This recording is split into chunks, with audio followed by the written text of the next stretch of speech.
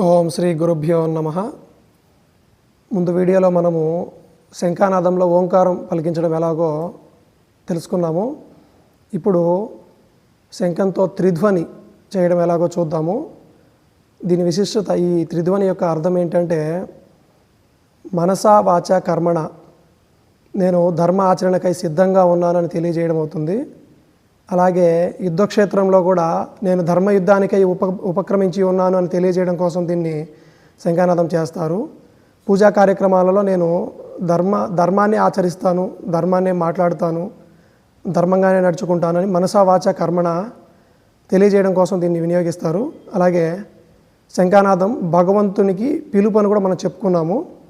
దీని త్రిధ్వని యొక్క అర్థం ఇది. ఒకసారి ఈ త్రిధ్వనిని మనము ఇప్పుడు ఎలా చేయాలనో చూద్దాం. ఓం శ్రీం శ్రీ ఐ నమః.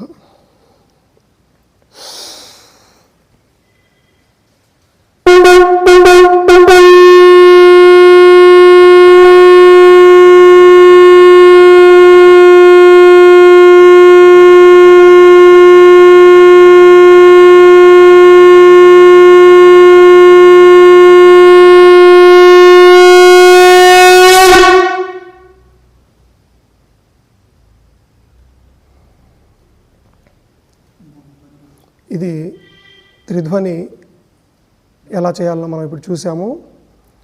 రాబోయే వీడియోలో, తదుపరి వీడియోలో మనం నవధ్వని ఎలా చేయాలనో కూడా చూద్దాము.